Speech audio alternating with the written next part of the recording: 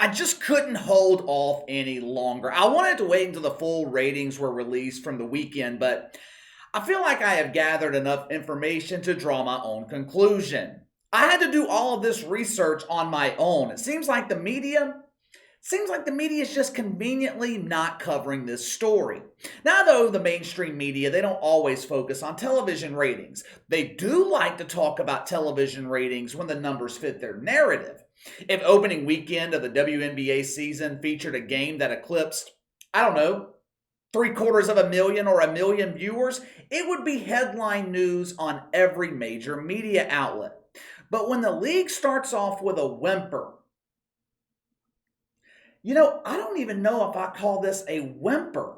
The WNBA had about as much mainstream impact this past weekend as a swimsuit issue that featured Leah Thomas as its centerfold. And speaking of swimsuit issues, did you guys hear the exciting news? Did you hear about this? Did you hear who Woke Illustrated will be featuring in their 2022 swimsuit issue?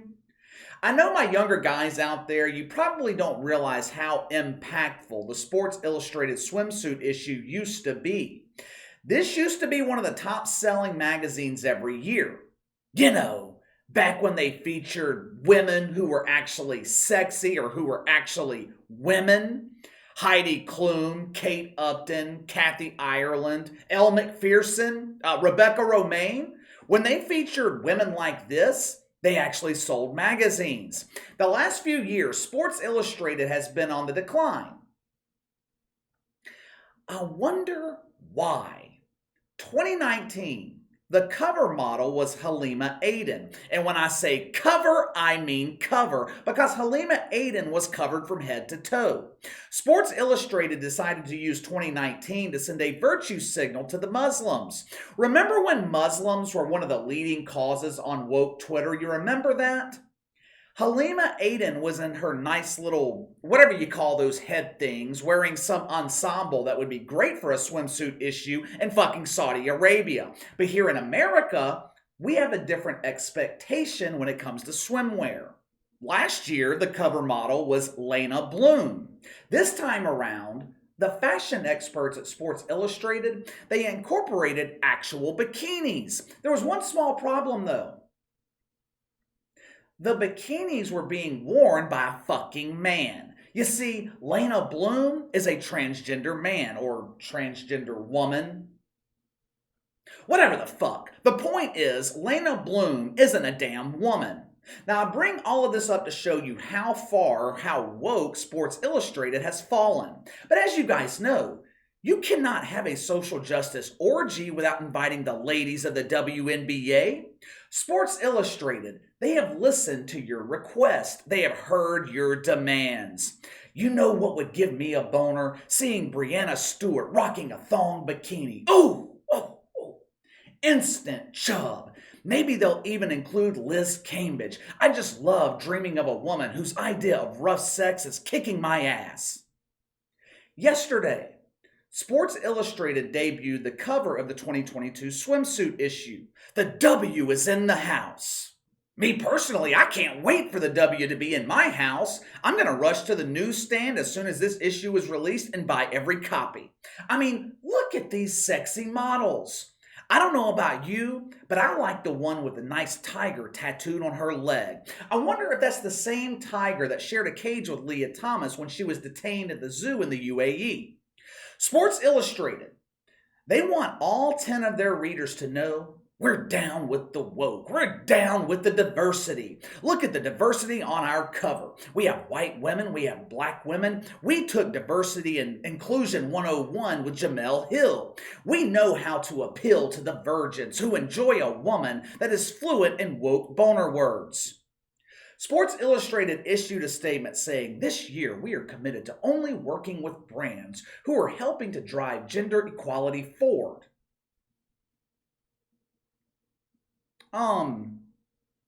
Wasn't it just last year that you put a fucking man in a bikini?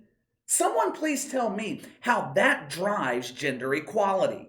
Well, Casey, you have to understand, that wasn't a man. That was a woman with a penis. There is a huge difference. You see, Women can have a penis too. Sometimes their penis is larger than a male penis.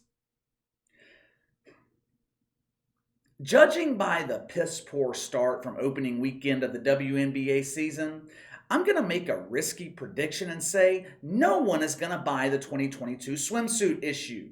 During the start of any regular season in sports, leagues generally see a spike in television ratings. For example, when Major League Baseball started last month, ESPN hit 2.5 million viewers for Red Sox Yankees on Sunday Night Baseball.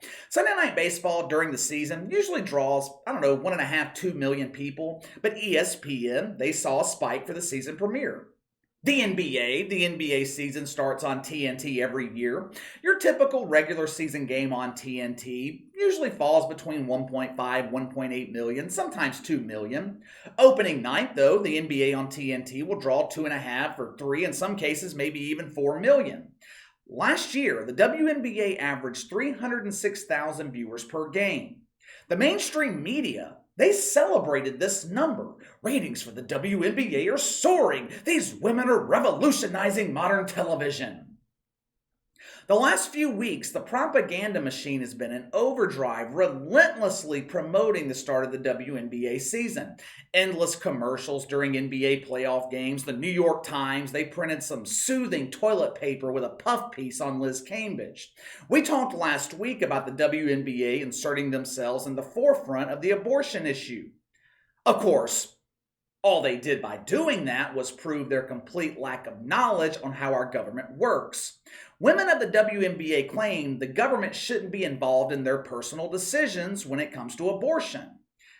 Then they turn around and complain when the government uninvolves itself with their personal decisions on abortion. Typical logic of the woke. This season, you will have the opportunity to experience more of the WNBA than you have ever experienced before. Damn near the entire season will be broadcast on national television. ESPN, ABC, they will air 25 games on their own. CBS Sports Network, NBA TV's carrying games. Just another way the NBA continues to subsidize this dump. If you're a cord cutter, have no fear. The WNBA has you covered too. They knew they had 3, maybe even 4 fans that didn't have access to cable or satellite. The WNBA, they're very thoughtful. They thought about you. You can also catch this exciting action on Facebook, Twitter, Amazon Prime. The first 2 games of the WNBA season aired last Friday night on NBA TV. It was an exciting doubleheader. NBA games on NBA TV, they usually draw around 500,000 viewers. Low-rated games on the network, between 200 and 300,000. I wasn't expecting the WNBA to hit a home run in this situation, but I was expecting something. The reason I say that, this league with the supposedly soaring television ratings failed to crack the top 150 shows on cable Friday night. Come on, ladies! Even Bomani Jones manages to make the top 150.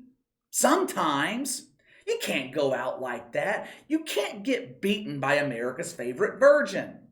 Friday night, the WNBA was beaten by the Best of RuPaul, which I assume is a rerun of the transgender community's favorite RuPaul moments. They were beaten by an NHL pregame show. They were beaten by Shay Shay. Undisputed managed to draw a massive 161,000 viewers. The WNBA was beaten by...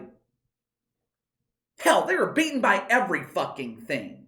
Saturday, the league made their season premiere on ESPN. Now remember, leagues are supposed to see a nice spike in viewership during the beginning of the season. The WNBA, like I said, averaged 306,000 per game last year. Now, they did manage a measly 10% increase last weekend on ESPN. The WNBA drew 336,000. Now let's look at this from the bright side though. At least they managed to crack the top 50 this time around. They were still beaten by popular shows like Cold Justice, which airs on Oxygen. Some guy named Dr. Jeff, he doubled the audience of the WNBA on Animal Planet. But the best part of the weekend was the disaster that unfolded on Twitter Friday night. The WNBA aired a game live on Twitter. For some reason, the viewership numbers just aren't showing up. Back in 2015, the WNBA hit 1.1 million unique viewers during a game broadcast on Twitter. But for some reason, the viewership from last Friday night's game, not available. Strange. I would imagine they're not available because the viewership was so fucking low. After reading through the comment section, which only featured about 20 comments, I understood why no one watched. We already know the WNBA's boring as fuck, but I'm sure there are lonely men out there who enjoy watching the worst basketball imaginable. To their credit, these lonely men tried to watch the WNBA on Twitter Friday night, but the game was completely silent.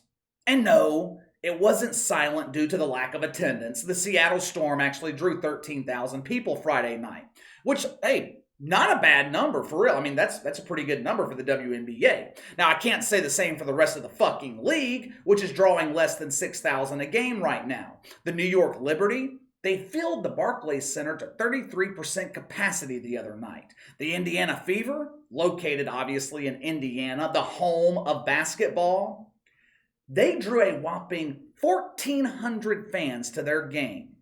Anyway, the reason 10 to 15 people were upset on Twitter Friday night, the WNBA aired a game without audio. No sounds of the game, no hearing the ladies grunt up and down the floor, no commentary. No commentary. Perhaps Apple TV should take notes here. Friday nights, they could copy the WNBA and mute the fucking mic of Katie Nolan. Judging by the comments on Twitter, this is a consistent problem with WNBA games on the platform. Sometimes you get sound, sometimes you get commentary, sometimes you don't. Apparently, it's been a problem for years that the WNBA has yet to resolve. Perhaps they don't have the money to fix the issue. I don't know. Maybe Kathy Engelbert should call up Adam Silver and ask for another generous donation. Hey, Adam, we're having some audio issues over here. Can you please write us another check? I promise we will only lose $9 million this year instead of the usual 10. We're going to keep an eye on the WNBA ratings all season here on the channel. Maybe they'll surprise us. Maybe they'll surprise me. Maybe they'll find a way to draw an audience. But I doubt it.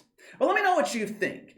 Will you be buying the WNBA swimsuit issue with all these games at your fingertips readily available? Will you bother watching this dump? Let me know. Sound off in the comments below. Make sure to like and subscribe. Click the notification bell to receive all notifications from the channel. Best way to contact me is by email at btlkc84@gmail.com, KC_BTL84 on Twitter. I'll see you guys tomorrow.